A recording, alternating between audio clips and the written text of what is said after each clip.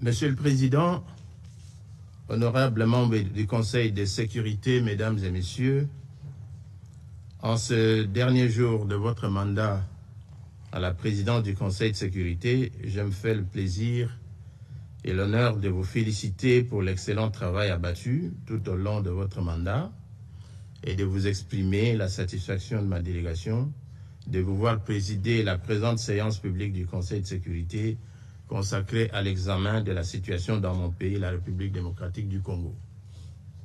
Je saisis également cette opportunité pour rendre hommage à Monsieur le secrétaire général de l'Organisation des Nations Unies, Son Excellence Monsieur Antonio Guterres, pour son engagement soutenu en faveur du rétablissement de la paix dans mon pays. Qu'il me soit permis enfin de remercier Madame Bintou Keïta, représentante spéciale du secrétaire général et chef de la MONUSCO, pour sa présentation riche en informations de ce matin. Ma délégation a pris acte du rapport du secrétaire général sur la mission de l'Organisation des Nations Unies pour la stabilisation en République démocratique du Congo, document S/2025/590 du 19 septembre 2025. Mais elle voudrait d'abord rappeler que le 22 août dernier, lors de la réunion spéciale convoquée à l'initiative des États-Unis d'Amérique et du Panama sur la situation en République démocratique du Congo, elle avait regrettablement attiré l'attention du Conseil sur 3 points importants, à savoir 1.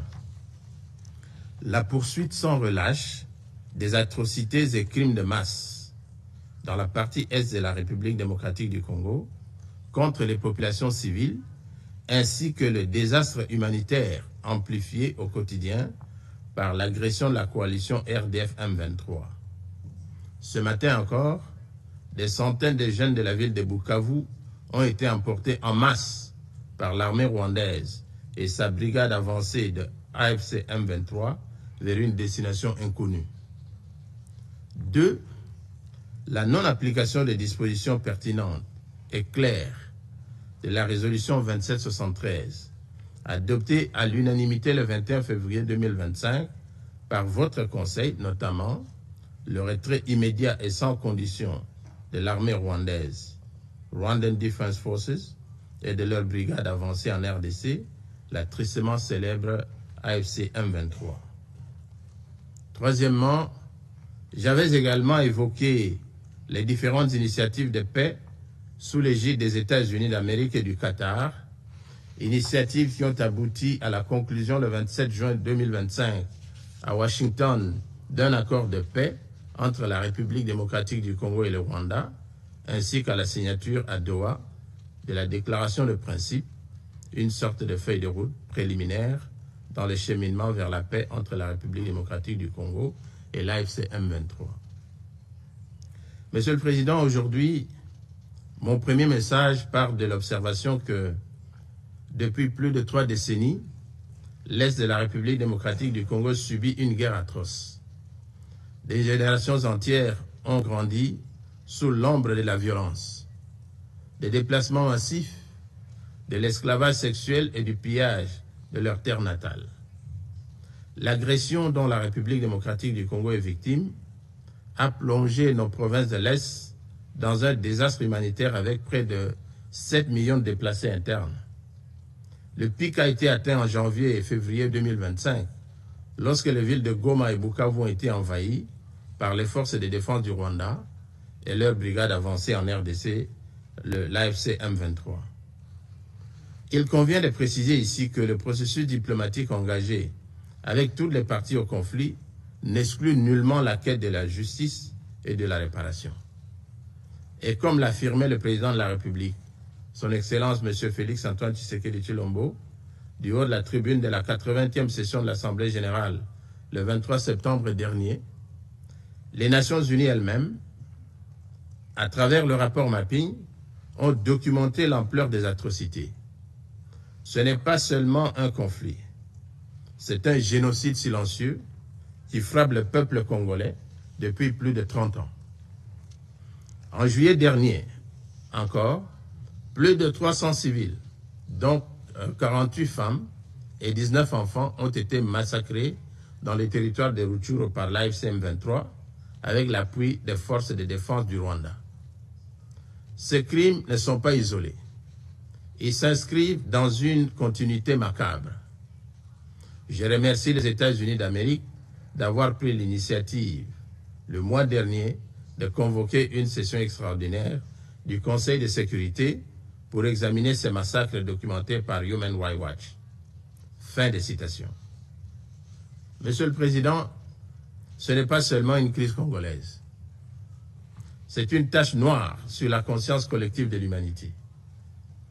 Les cycles répétés d'atrocités, alimentés par la cupidité pour les minerais stratégiques et les ingérences étrangères, principalement du Rwanda, reflètent le coût de l'indifférence et le prix de l'impunité.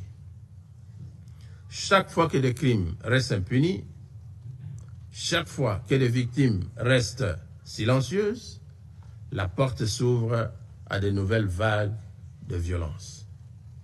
La reconnaissance des crimes commis, la préservation de la vérité pour les générations futures et la poursuite de la responsabilité ne sont pas des options. Elles sont le fondement d'une paix digne et durable. Aujourd'hui, alors que le monde réclame justice ailleurs, les voix des victimes congolaises doivent aussi être entendues, car aucun processus de paix ne peut survivre à l'impunité. Protéger les vies humaines est non négociable. Rester spectateur devant de tels crimes serait une forme de complicité. La protection des vies humaines, toute communauté confondue, reste non négociable et doit demeurer au cœur de l'action. Le Conseil de sécurité et la communauté internationale ne sauraient demeurer indifférents devant l'enracinement de l'impunité. Mon deuxième message, qui fait suite au premier, m'invite à réitérer l'appel qu'a lancé le 23 septembre dernier du haut de la tribune de l'Assemblée générale le président de la République démocratique du Congo, son Excellence Félix Antoine Tshisekedi Tshilombo, qui disait, je cite, « À la veille de la mise en place de la commission d'enquête indépendante, décidée par le Conseil des droits de l'homme des Nations Unies sur les massacres perpétrés il y a quelques mois par nos agresseurs et leurs supplétifs dans l'est de mon pays, je lance un appel solennel à la communauté internationale. Elle a le devoir moral et politique de soutenir cette démarche essentielle afin d'établir la vérité, rendre justice aux victimes et jeter les assises d'une paix durable ancrée dans la mémoire et la responsabilité partagée. Fin de citation.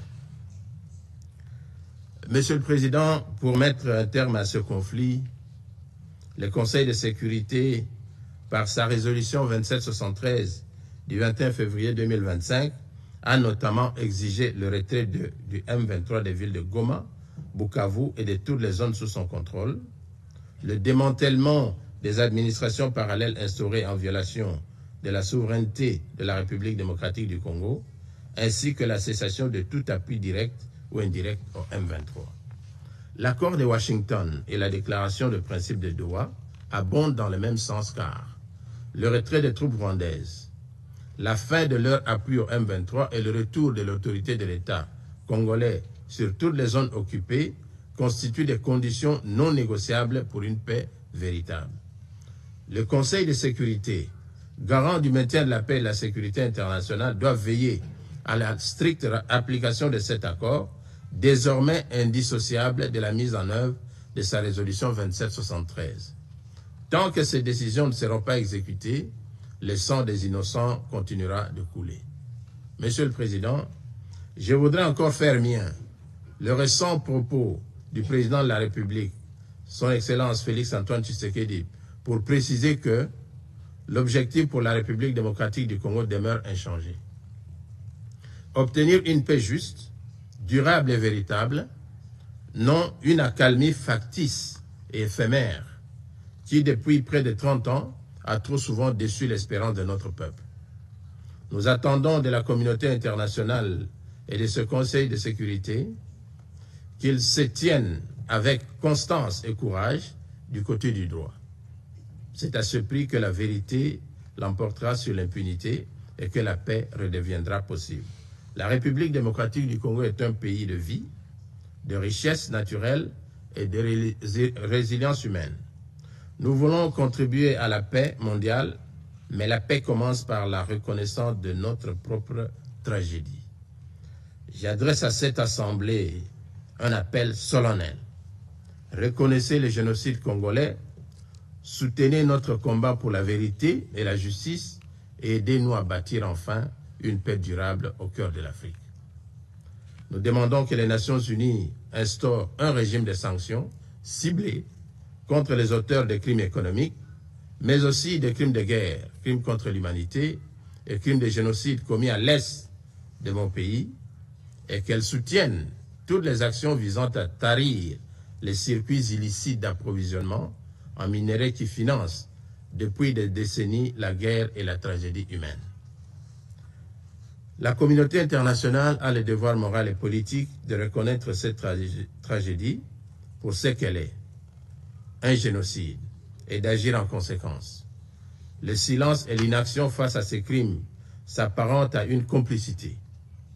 Nous demandons la mise en place immédiate d'une commission d'enquête internationale, indépendante et dotée de moyens pour établir la vérité, rendre justice aux victimes et rompre le cycle de l'impunité qui nourrit ce drame depuis des décennies. Monsieur le Président, en ce qui concerne la MONUSCO, la position de mon pays a déjà été exprimée maintes fois ici. Mon gouvernement est en plus favorable à l'option d'un rôle opérationnel à conférer à la MONUSCO en matière de vérification d'un éventuel cessez-le-feu et de soutien à la mise en œuvre des accords de paix. Nous voulons insister sur la nécessité pour les conseils de sécurité de renforcer diplomatiquement, militairement ainsi que financièrement la MONUSCO pour l'accomplissement de son mandat qui sera bientôt renouvelé. Nous en appelons au Conseil de prendre des décisions pour contraindre le Rwanda et son supplétif du M23-FC de ne pas entraver les libertés de mouvement de la force de paix de la MONUSCO. Une telle posture est indigne d'un pays qui prétend porter le manteau de contributeur de troupes au système des Nations Unies.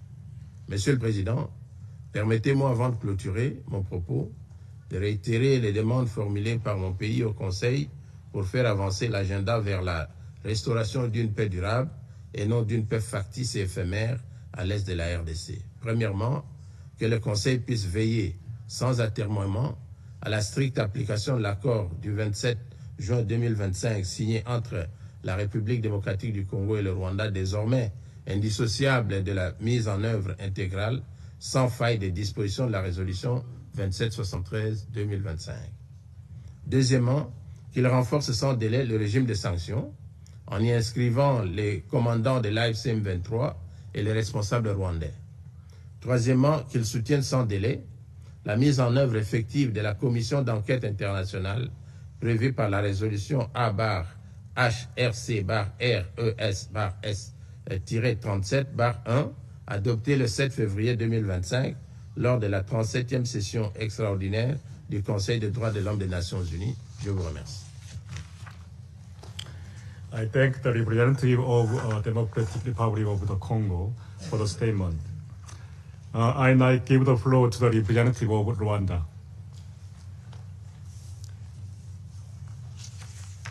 Thank you for giving me the floor.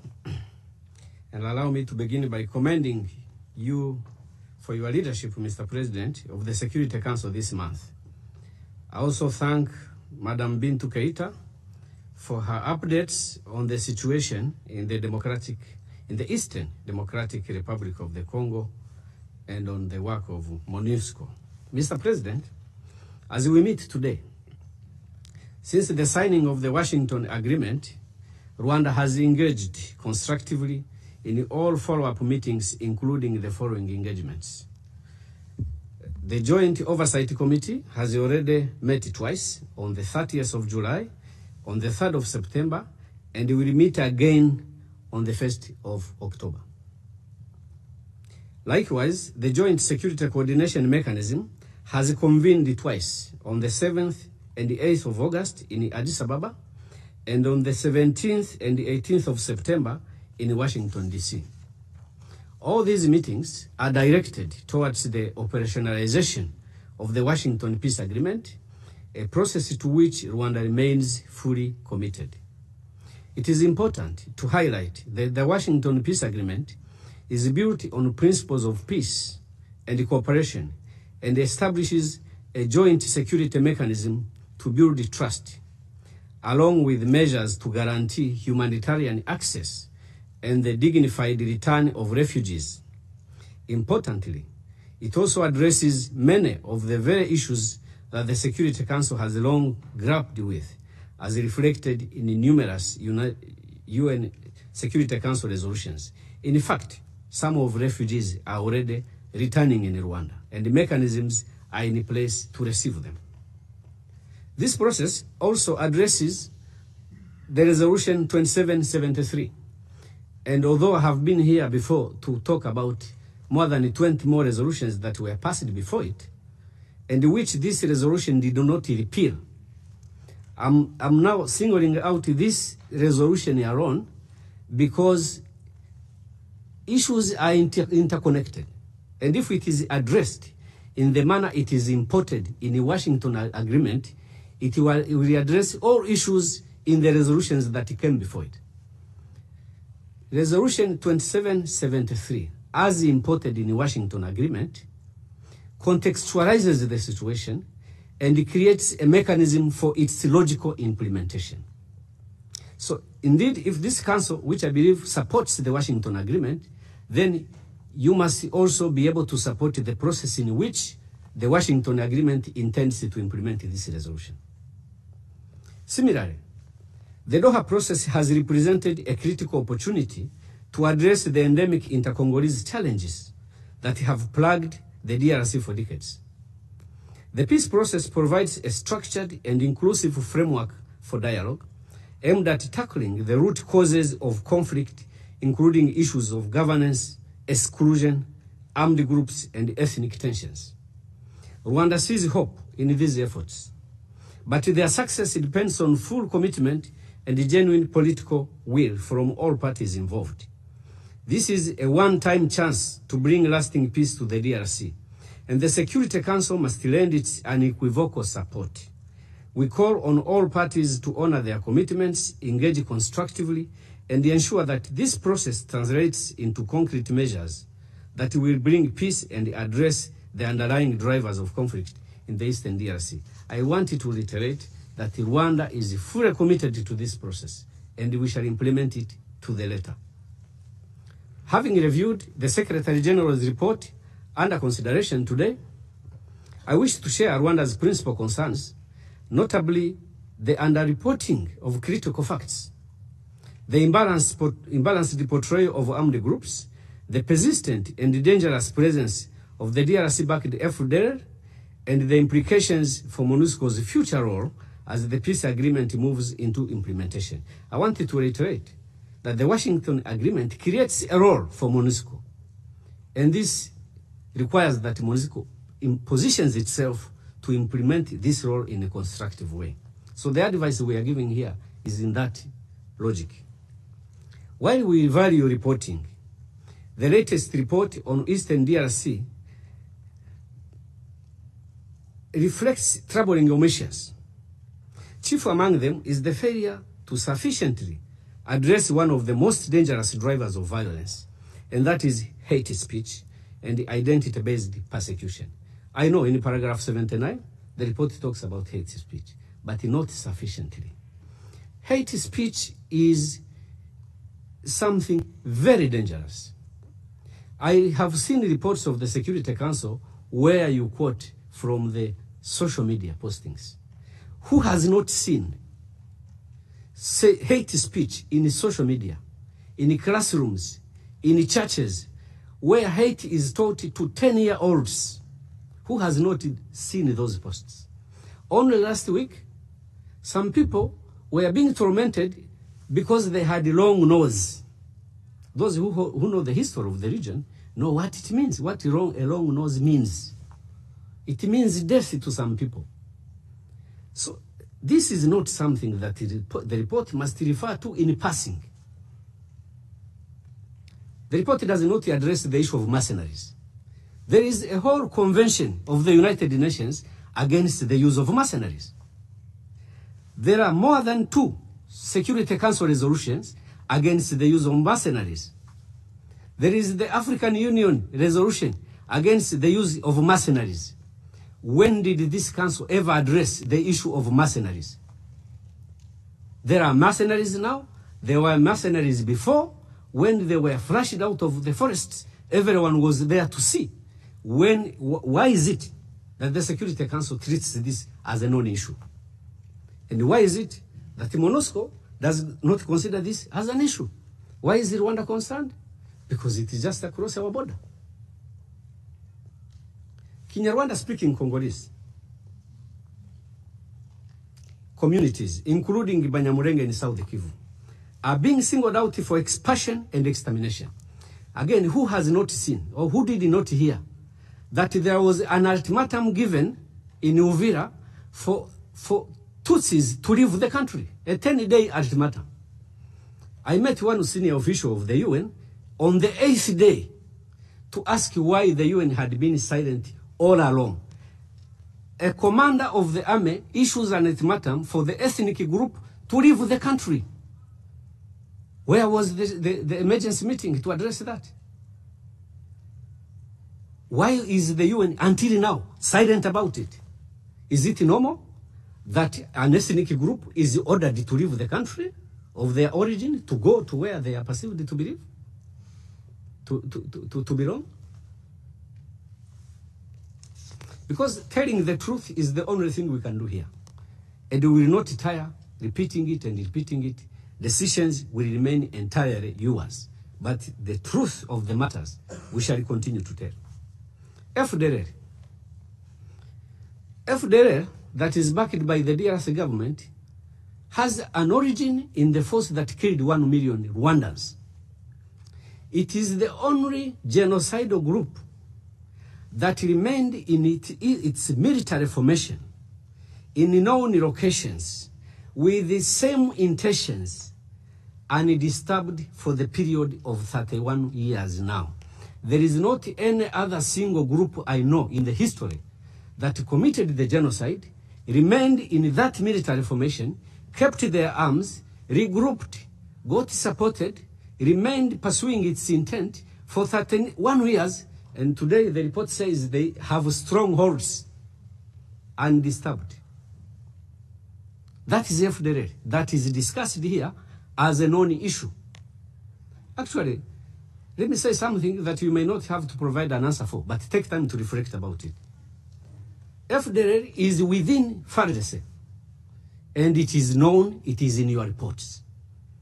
FDLR is assisted by the DRC government. It is there, it is known, it is in your reports. MONUSCO cooperates with the DRC government, with DRC army, knowing FDLR is within DRC army. And what MONUSCO does, and this is on record, is to avoid units and battalions in which FDLR is deployed. So which standard is that? That there is a formal military cooperation between a UN force and a government force that has a genocide force within it, as long as they are not kept in the same units. Formally, that is the position of MONUSCO.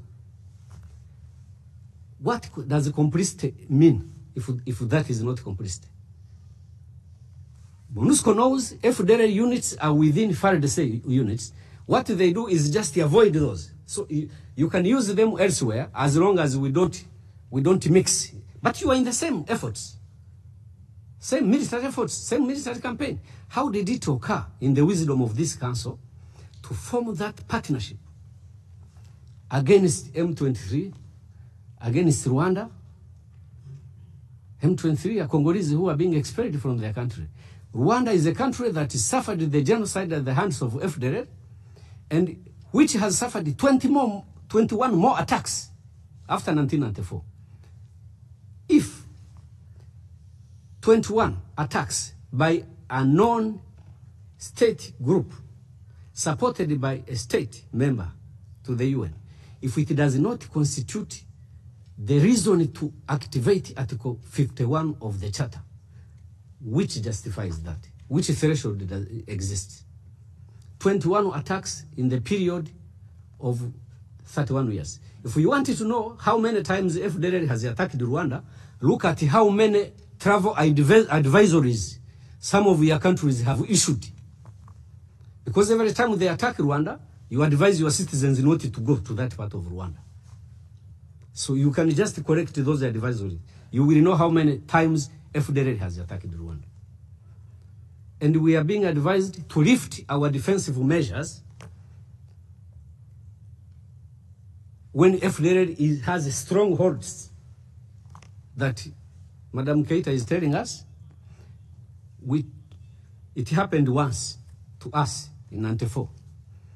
We took advice from preachers and hid in churches, and we were slaughtered like cows.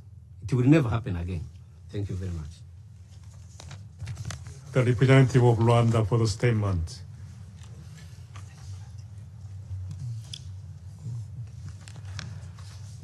The Republic of Congo, the representative of Democratic Republic of Congo has requested for the floor to make a further statement. Monsieur le Président, je vous remercie de me donner à nouveau la parole. J'aurais pu me taire tout simplement parce que ce que nous avons dit était suffisamment clair. Mais devant les élucubrations de mon collègue du Rwanda, je crois que je suis obligé quand même d'y revenir un tout petit peu. Si cette organisation des Nations Unies respectait la charte telle qu'elle a été rédigée en 1945,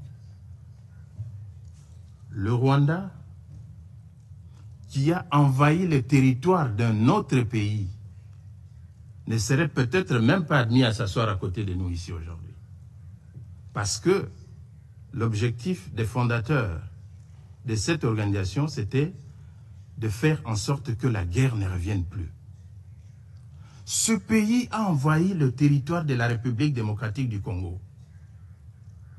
Ils ont leurs troupes sur le territoire de la République démocratique du Congo. Ils tuent au quotidien, ce matin encore à Bukavu.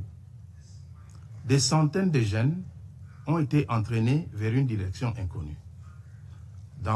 Toujours dans la logique de l'épuration, des massacres des populations civiles congolaises. Mais ils ont peur de la haine, c'est-à-dire le discours de haine.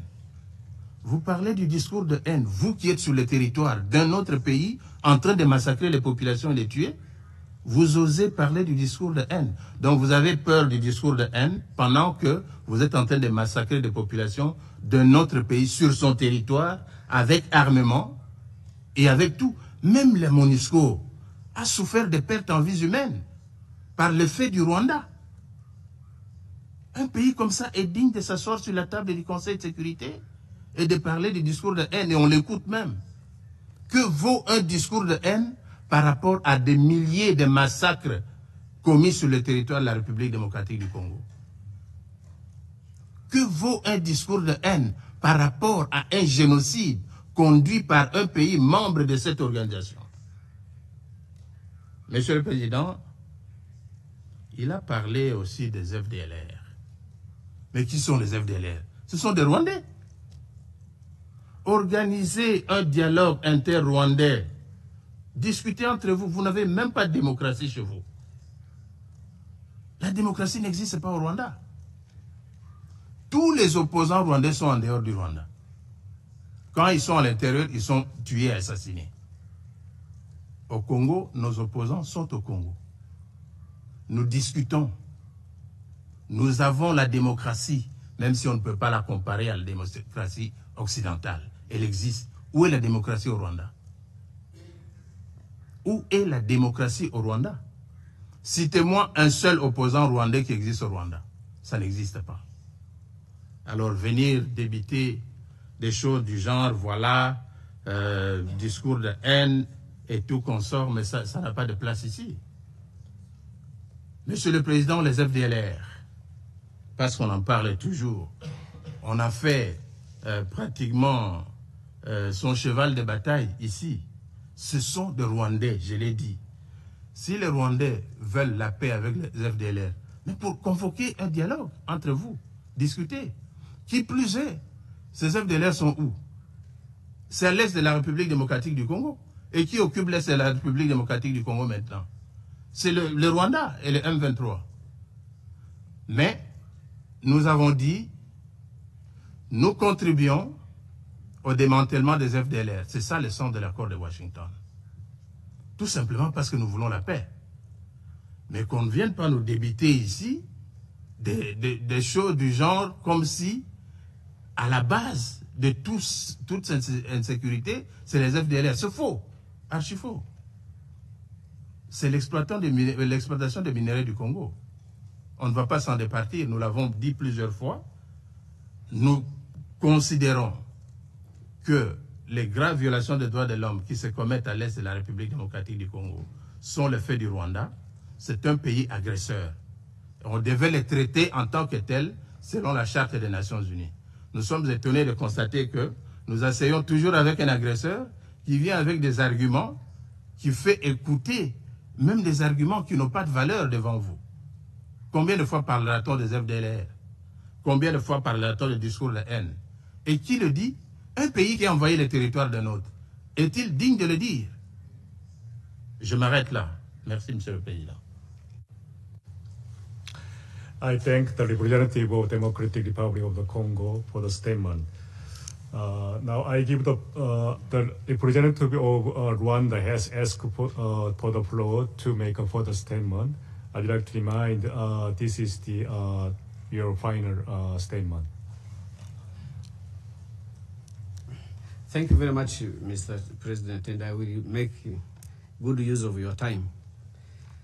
Indeed, the FDLR are Rwandans, and in Rwanda is where they should be. And this is what we're asking for DRC to do.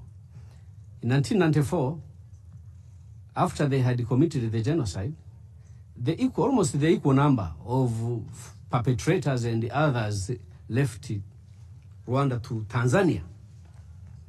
But because Tanzania handled the situation in the right way, we do not have a problem now with Tanzania. You have that history. You were involved through UNHCR you saw the process, how they were disarmed, settled in camps, and later on repatriated back to Rwanda. The problem we have with the DRC is they chose the opposite direction, to arm them, reorganize them, continue to support them until now. And we have a report 31 years later that says they even have strongholds in the DRC. So that is the problem. It's not about whether they are Rwandese or they are not. These are people, Rwandans, yes, who killed our people, who want to continue killing. The intent, they still have that genocidal intent. And who should not be there, who should be neutralized.